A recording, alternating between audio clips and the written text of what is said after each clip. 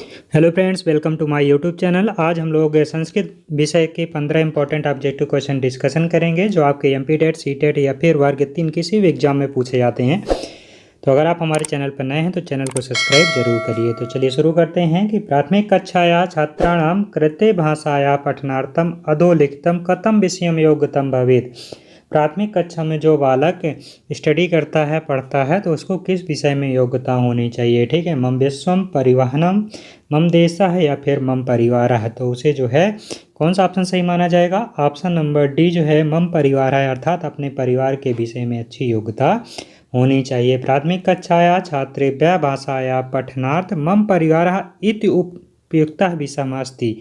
मम परिवार जो है सबसे इम्पोर्टेंट विषय माना जाता है। ठीक है ना। बालकाया कक्षाम यह स्वीकारा परिवार अधिरोचते, परिवार में उसका अधिक मन लगता है। एवं तस्य चिंतन शक्ति समर्था अति परिवार से कृते एवं अस्ति। ठीक है, चलिए बात कर लेते हैं अगले क्वेश्चन की। शिक्षिका छात्राणाम पठन कौशलस्य विकासाय प्रेरितुम इच्छति। एक शिक्षक जो है छात्र के पठन कौशल के विकास के लिए प्रेरित करता है, इच्छा जागृत करता है। अतः सह करोति, उसे क्या करना चाहिए? दंडम ददाति, दंड देना चाहिए। बाल साहित्यम पठनाय प्रेरितम, बालक को साहित्य पढ़ने के लिए प्रेरित करना चाहिए। या फिर निबंधम पठनाय निर्देशयति, निबंध पढ़ने के लिए निर्देश देना चाहिए। या फिर पाठ पुस्तकम बारंबार अध्ययनस्य कृते वदति, पाठ पुस्तक को बार बार अध्ययन करने के लिए प्रेरित करना चाहिए। तो कौन सा ऑप्शन इसका सही माना जाएगा? ऑप्शन नंबर बी जो है इसका करेक्ट आंसर हो जाएगा, अर्थात बाल साहित्यम पठनाय प्रेरितम, बालक को साहित्य पढ़ने के लिए प्रेरित करना चाहिए। ठीक है, अर्थात बाल साहित्यस्य अध्ययनाय प्रेरितम, बालः बाल साहित्यम इच्छन्ति एवं बालाय रोचते, बालकाय रोचते। ठीक है ना, बाल साहित्य पढ़ने के लिए इच्छित उसकी इच्छा को जागृत करना चाहिए एवं उसे प्रेरित करना चाहिए, उसके प्रति उसकी इच्छा को, और उसका मन भी लगेगा और अच्छी अच्छी नई चीज़ों को उसको सीखने को मौका भी मिलेगा। ठीक है, अब चलिए बात कर लेते हैं अगले क्वेश्चन की। तो शिक्षिका स्वकक्षायाम बालान युगलेषु विभजति।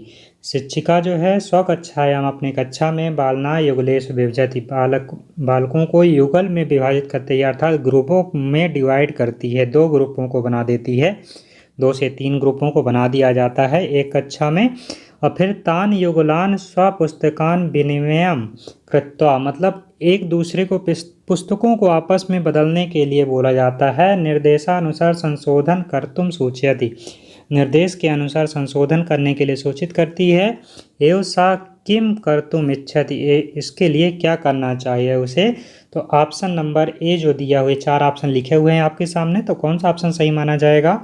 तो ऑप्शन नंबर ए जो है इसका करेक्ट आंसर हो जाएगा, अर्थात समकक्षीय मूल्यांकनम, समकक्षा में सभी बालकों का समान मूल्यांकन करना चाहिए। ठीक है, इसका करेक्ट आंसर हो जाएगा। चलिए बात करते हैं अगले क्वेश्चन की। तो डिस्लेक्सिया भवति, डिस्लेक्सिया क्या होता है? तो डिस्लेक्सिया जो होता है वह एक गणित संबंधी विकार माना जाता है, जिससे बालक को जो है गणितीय संबंधी प्रॉब्लम्स को, इस क्वेश्चन को सॉल्व करने में कठिनाई का अनुभव करना पड़ता है। ठीक है, तो ऑप्शन नंबर सी जो है इसका करेक्ट आंसर हो जाएगा। गणित विषय समस्या भवति तदा डिस्लेक्सिया विकारम भवति, जब गणित समस्या संबंधी विषय से संबंधित समस्या उत्पन्न होती है तो बालक में डिस्लेक्सिया के लक्षण होते हैं। ठीक है, और डिस्लेक्सिया एक बीमारी होती है। ठीक है, चलिए बात करते हैं अगले क्वेश्चन की।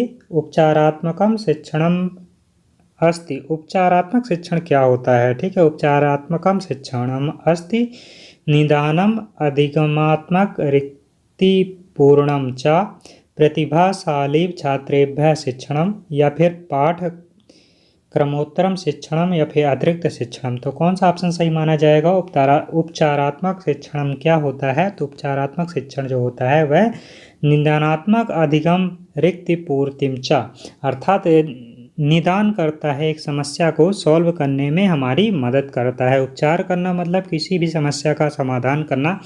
जैसे जब आप बीमार हो जाते हो तो डॉक्टर के पास अपना उपचार करने के लिए जाते हो, जिससे डॉक्टर जो है आपको टैबलेट देता है, मेडिसिन देता है, जिसके माध्यम से आप सही हो जाते हो। तो उपचारात्मक शिक्षणमस्ति तो निदानम अधिगम रिक्ति पूर्तिम च। ठीक है, ऑप्शन नंबर ए इसका जो है करेक्ट आंसर हो जाएगा। अब चलिए बात करते हैं अगले क्वेश्चन की। तो सृजनात्मक पठनस्य उदाहरणम अस्ति, सृजनात्मक पठन के लिए कौन सा उदाहरण सबसे उपयुक्त है। ठीक है, तो 4 ऑप्शन आपके सामने लिखे हुए हैं। तो इनमें से ऑप्शन नंबर सेकंड जो है इसका करेक्ट आंसर हो जाएगा, अर्थात भिन्न दृष्टिकोणम, नाटकीकरणम, या फिर भूमिका निर्वहन, या फिर पुनः लेखनम च।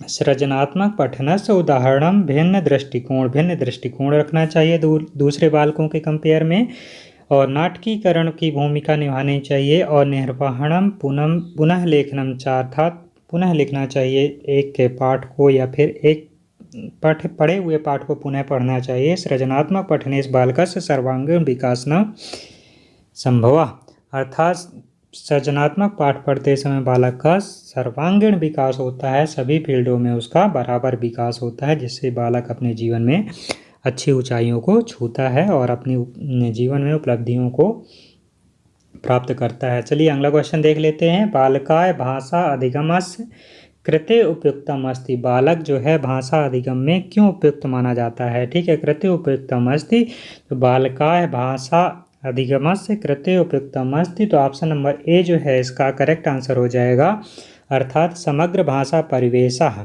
समस्त भाषा में जो है उसका परिवेश अर्थात उसके वातावरण का बहुत इफेक्ट पड़ता है उसके अधिगम में, अर्थात नई नई चीज़ों के लर्निंग में या फिर नई नई चीज़ों को सीखने में भाषा अधिगम का बहुत बड़ा रोल होता है। ठीक है, तो चलिए बात करते हैं अगले क्वेश्चन की। तो ये रहा आपके सामने कि छात्राणाम मूल्यांकनम आकलन च क्रियते, छात्र के जो है मूल्यांकन के लिए आकलन के लिए क्या करना चाहिए। ठीक है ना, तो 4 ऑप्शन आपके सामने लिखे हुए हैं। तो ऑप्शन नंबर सी जो है सतत व्यापक मूल्यांकनम अंतर्गत, ठीक है ना, सतत व्यापक मूल्यांकन के अंतर्गत छात्र का मूल्यांकन करना चाहिए, अर्थात डेली बेसिस में छात्र का मूल्यांकन करना चाहिए, नई नई चीज़ों को उसे होमवर्क देना चाहिए और डेली बेसिस में बच्चे से क्वेश्चन पूछना चाहिए, जिससे उसका सतत बेसिस में या फिर डेली बेसिस में मूल्यांकन होता है, बच्चे का प्रिपरेशन अच्छा होता है, उसकी तैयारी अच्छी होती है और टाइम से उसका रिवीजन होता रहता है। अस्मिन् बालकस्य संपूर्ण वार्षिक गतिविधि मूल्यांकन क्रियते, इस तरह करके बालक की संपूर्ण वार्षिक गतिविधि का मूल्यांकन हो जाता है और बच्चा अपना अच्छा रिजल्ट प्राप्त करता है और क्लास में फर्स्ट पोजीशन को प्राप्त करता है। ठीक है, अब चलिए बात करते हैं अगले क्वेश्चन की। तो एका प्राथमिक कक्षायां शिक्षिका बालकानां निर्देशति यत् एकम वाक्यं स्वपरिवारस्य विषयोपरि लिखन्तु, केचनं लिखन्तु केचनं ये न लिखन्तु तेषां समस्या ज्ञानात् सा करोति। तो इसमें 4 ऑप्शन आपके सामने लिखे हुए हैं, तो कौन सा ऑप्शन सही माना जाएगा। ऑप्शन नंबर ए जो है इसका करेक्ट आंसर हो जाएगा, अर्थात निदानात्मक परीक्षणम, ऑप्शन नंबर ए इसका करेक्ट आंसर हो जाएगा। चलिए बात करते हैं अगले क्वेश्चन की। तो प्राथमिक शिक्षा कुत्र मिलति, प्राथमिक शिक्षा कहाँ मिलती है। तो समाज मंडले, क्रीड़ा मंडले, प्राथमिक विद्यालय या फिर गृहे। तो प्राथमिक शिक्षा कुत्र मिलति, तो प्राथमिक शिक्षा जो है बालकों को हमेशा गृह में मिलती है, अर्थात घर में बच्चों को प्राथमिक शिक्षा अपने माता पिता से बच्चा सीखता है और बड़ा होता है। इसीलिए बोला जाता है जब बच्चे छोटे होते हैं तो उनके सामने हमेशा अच्छे से बातें करना चाहिए, अच्छे से बिहेवियर करना चाहिए, बच्चों को गाली गलौज नहीं सिखाने चाहिए, बच्चों को हमेशा अच्छे आचरण सिखाना चाहिए। बालकस्य प्राथमिक शिक्षा गृहे भवति, बालकस्य प्राथमिक शिक्षा माता भवति, प्राथमिक शिक्षा उसकी माता को माना जाता है। ठीक है, बालक जब पैदा होता है तो सबसे पहले मामा कह के ही पुकारता है और रोता है। ठीक है, यदि छात्रस्य विशेष समस्या अस्ति तर्हि शिक्षकः, यदि छात्र एक स्टूडेंट जो है विशेष समस्या अस्ति, वह विशेष समस्या है उसके सामने, प्रॉब्लम में फंसा हुआ है, तरह शिक्षक को क्या करना चाहिए उस कंडीशन में। तो 4 ऑप्शन आपके सामने हैं, तो कौन सा ऑप्शन सही माना जाएगा। तस्य सहयोगम करोति, बालक का जब बालक समस्या से ग्रस्त होता है उस टाइम पे एक शिक्षक को जो है अपने शिष्य की मदद करनी चाहिए। तस्य सहयोगम करोति, यदि छात्रस्य विशेष समस्या से तरह शिक्षक तस्य सहयोगम करोति तेन छात्रस्य समस्या निवारणम भवति, इस तरह करके छात्र की समस्या का निवारण हो जाता है। ठीक है, अब चलिए बात करते हैं अगले क्वेश्चन की। श्रवण कौशल से साधनम नास्ति, श्रवण कौशल का कौन सा साधन नहीं माना गया है। ठीक है, आकाशवाणी, दूरदर्शन या फिर ध्वनि मुद्रण यंत्रम या फिर पुस्तकम। तो श्रवण कौशल साधनम नास्ति, श्रवण कौशल का कौन सा साधन नहीं माना गया है? ऑप्शन नंबर डी जो है पुस्तकम जो है श्रवण कौशल का सबसे अच्छा साधन नहीं माना गया है। पुस्तक को तो पढ़ा जाता है, बाकी आकाशवाणी से समाचार, दूरदर्शन से समाचार सुनते हो आप, और ध्वनि मुद्रण यंत्र से भी आप गाने सुनते हो और समाचार पत्र सुना जाता है। ठीक है, इस तरह करके ऑप्शन नंबर डी इसका करेक्ट आंसर हो जाएगा। अब बात करते हैं अगले क्वेश्चन की। तो ये रहा आपके सामने कि सामान्यतः विशेषम प्रति इति सिद्धांतम प्रयुक्तम भवति। सामान्यतः विशेष प्रति सिद्धांत क्यों प्रयुक्त किए जाते हैं? निगमन विधौ, विश्लेषण विधौ, आगमन विधि या फिर संश्लेषण विधि। तो कौन सा ऑप्शन सही माना जाएगा? सामान्यतः विशेष इति सिद्धांतम प्रयुक्तम भवति। तो ऑप्शन नंबर ए निगमन विधि में जो है सिद्धांत प्रयुक्त किए जाते हैं। सामान्यतः विशेष इति सिद्धांत निगमन विधो भवति। निगमन विधो पूर्व नियम वदति, पूर्व नियम बताए जाते हैं। तस्य उदाहरणम अगच्छत, उसके बाद उदाहरण दिए जाते हैं। चलिए बात कर लेते हैं अगले क्वेश्चन की। प्राथमिक स्तरे कस्मिन् सूत्रस्य धारणेन पठनीया। प्राथमिक स्तर में कौन सा सूत्र पठन करने योग्य सबसे अच्छा माना जाता है?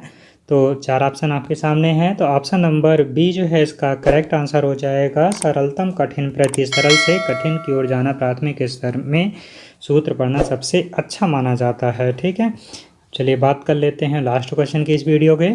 तो एकस्मिन् छात्रायां पृथक पृथक भाषाया छात्राः सन्ति। एक कक्षा में पृथक पृथक भाषा के छात्र होते हैं, हर एक बालक अलग अलग भाषाओं को बोलता है। तर्हि शिक्षकम किम करियो, तो उस टाइम पे शिक्षक को क्या करना चाहिए? तो 4 ऑप्शन आपके सामने लिखे हुए हैं। तो ऑप्शन नंबर सी जो है इसका करेक्ट आंसर हो जाएगा एकत्र एक सह पठनाव। उन्हें सभी छात्रों को एक साथ एकत्र करके उनको एक साथ पढ़ाना चाहिए। समावेशी कक्षा या अर्थात सभी बालकों को एक साथ एकत्रित करके एक भाषा में पढ़ाना चाहिए, जिस भाषा को सभी बच्चे समझते हैं, उनकी अंडरस्टैंडिंग पावर अच्छी है। बालकों में हमेशा ग्रुप डिस्कशन करना चाहिए, आपस में बात करें, जिससे एक दूसरे की भाषा को समझ सकें और भाषा की समझ विकसित हो सके। ठीक है, तो ऑप्शन नंबर सी इसका करेक्ट आंसर हो जाएगा। इस तरह करके हमारा वीडियो कंप्लीट हुआ। आपको वीडियो कैसा लगा कमेंट बॉक्स में ज़रूर बताइए। अगर आप हमारे चैनल पर नए हैं तो प्लीज़ चैनल को सब्सक्राइब जरूर करिए। Okay, thanks for watching this video.